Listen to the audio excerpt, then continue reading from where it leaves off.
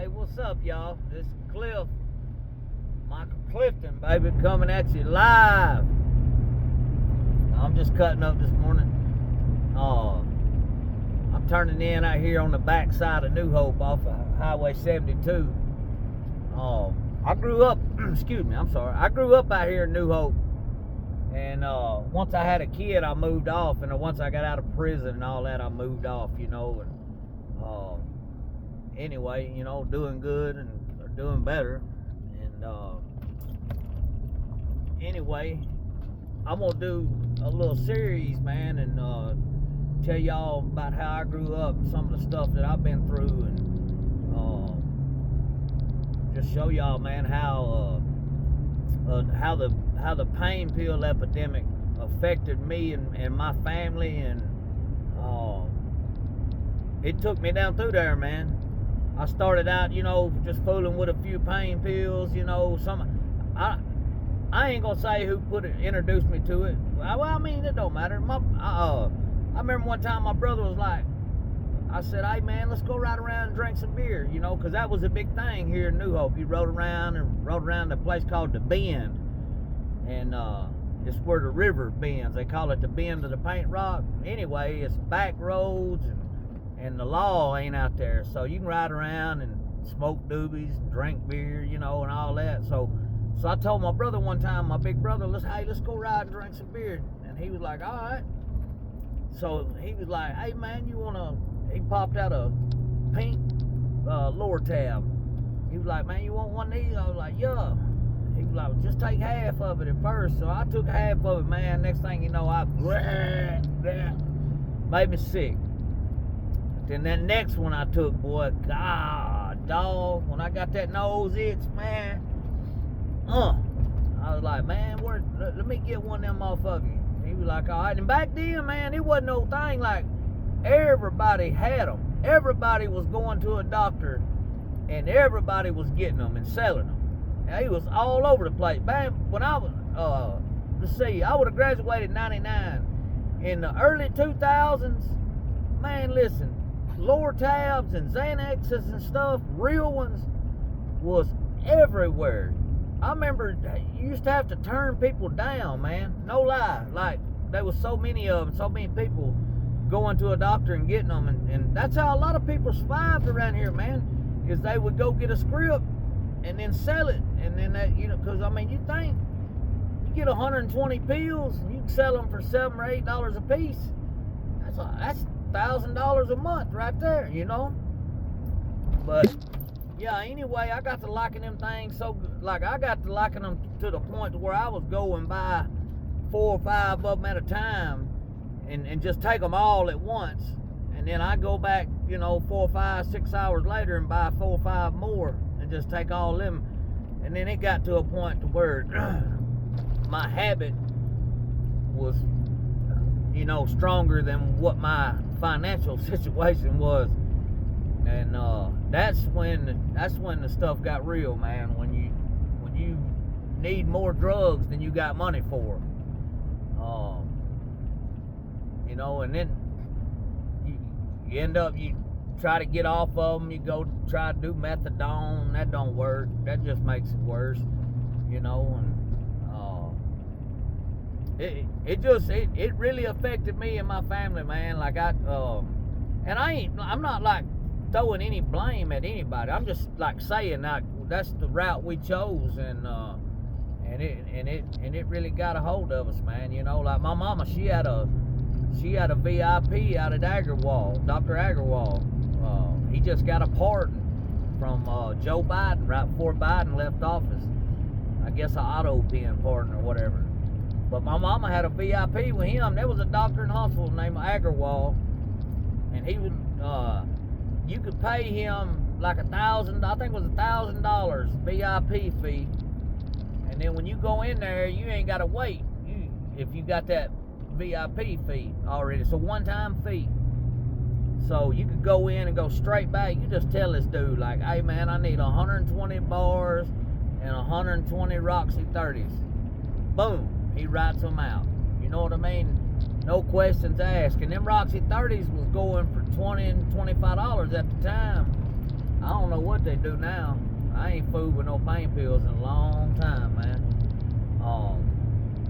I don't fool. I ain't. I'm just talking about how it used to be. Like I don't get down like that no more. But man, this town here, not just me, man, but there's so many people I know that opioid epidemic, it touched them, man. There was a bunch of us got hooked. I mean, there was a bunch of us. And that's the way Big Pharma, man. I mean, think about it. They made millions and billions off of us taking these pain pills. And then, you know, when you get to the point to where you're addicted and stuff, they like, well, you know.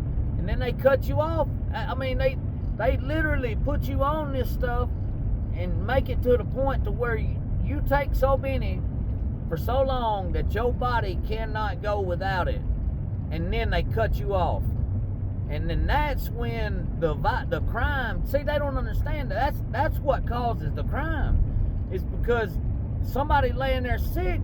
And I'm going to tell you something. Being dope, I call it any kind of sickness from drugs, I call it being dope sick. So I'm not saying that somebody's sick from meth or what. When I say dope sick, I just mean you sick coming off something.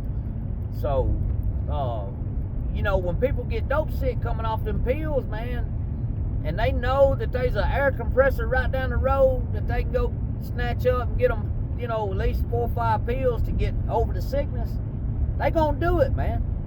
I mean, that's just, I mean, I'm gonna tell you something, man. Don't nobody want to be sick, man. That's the worst. That's especially like if you know somebody's got some pills, but you ain't got no money. You gonna find a way to get some money. Like I'm telling you, you will find a way to get you some pills. And the thing about it is after so long, you don't even get you don't get high no more. You just get well. You just keep yourself from being sick. And I was in that for years, man. I was 10 years straight. My buddy Hank Ross, he dead and gone, man. And rest his soul. But he asked the pill man one time. He said, "Hey, man," he said, if Cliff didn't come out here, if Cliff was the only one that come out here and bought pills from you, how many would you sell?" And the guy told him, every one of them. Hank was like, "Are you serious?" He was like, "Hell yeah." He was like, "Man, Cliff out here every morning, 4 o'clock. I had an old pill dude, and he got up about 3:30, so you could go to his house at 4 and get you some pills. But he went to bed at 7, so you had to be out there by about 6:30 in the evening to get your last fix in for the day or whatever. But so yeah, I went from pain pills and went through all that, my mom, bless her heart, she used to get them, and man, I used to always be hitting her up, Now she dead and gone, man. That stuff, it plays on my mind a lot, I feel bad about it, and but man, it eventually led to me going to prison. Like I was in the pill game for so long that eventually, like, I knew, like I just, it wasn't working. I couldn't afford them. I mean, because they went from $4, $5 a piece. Within 3 or 4 years, people knew that everybody. Here's the thing. I'll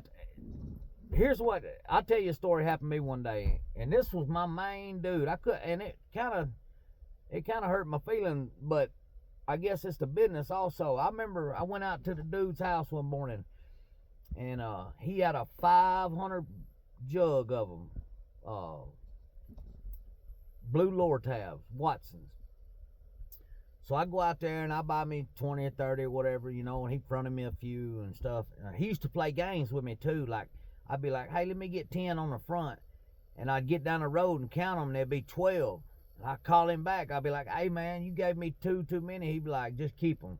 And all he was doing was testing me to see if I would call him back. But yeah. So dude got a 500 pack one time of Watsons.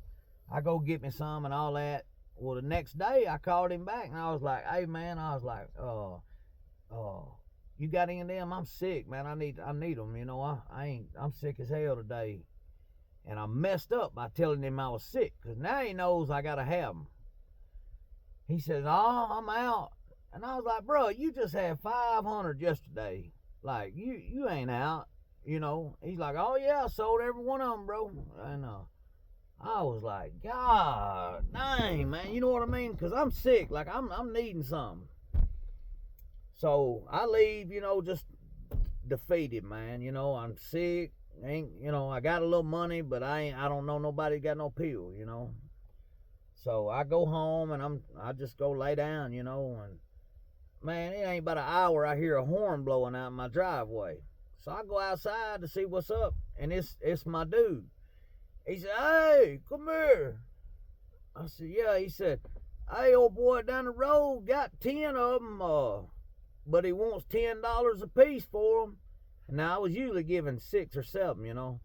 He said, "Old boy down the road got 10, but he wants 10 a piece for them." And I was like, "Well, man, I gotta have them. I'm sick, Like, he was like, "All right, well, here." Man, he pulled out 10 of them blue Watsons. And I was like, "Man." Anyway, I told my brother about it later. I said, "Man, I went out there and told him I was sick." I said, "I can't believe he done me that way." My brother said, "You never should have told him you was sick." He said that that let him know right there. He can hustle you then, because he know you gotta have them. And yeah, so that's just part of it, man. That's that was some rough years in my life, man. I was trying to I had a good girl at the time, actually, man, and I wasn't worth a flip. I was just studying them pills and stuff, man. And but everything worked out how it was supposed to. Yeah, I took some lumps and some hard knocks along the way and some losses, but nowadays it's all straight. Like, but I'm gonna do some more. I'm gonna tell y'all some more stuff, man. I got so many stories for real. Um, Man, y'all, I'm gonna start doing them but I'm gonna put something together and I'm just basically gonna tell y'all my life story, man. I'm gonna tell you how my mama, man. I killed my mama, but I didn't murder her. You know what I'm saying? Like, I'll get to that later on, man. That was a messed up deal. Um, yeah. Then you had to go to prison, man. I had to go to prison and lay up for a couple years, and it was just a year after my mama had passed away, and I was the cause of that. And man, when I got sober and had to lay up in prison for 2 years and thinking about that stuff, man, you talking about rough. Like, I actually ended up having to forgive me, man, for real.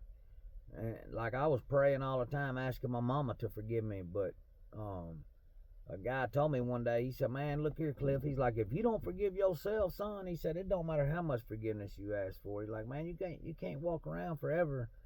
You at some point you got to make peace with that and make peace, and put it down." And he was right, and I did, and he was right. Things got better, but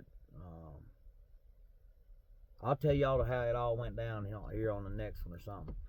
All right, man. Hey, if y'all don't mind, y'all like and subscribe. I'm gonna get some more out here, and let y'all. I'm gonna let y'all know all my whole life story, man. All right, I appreciate y'all. Hey, if y'all don't mind, like and subscribe.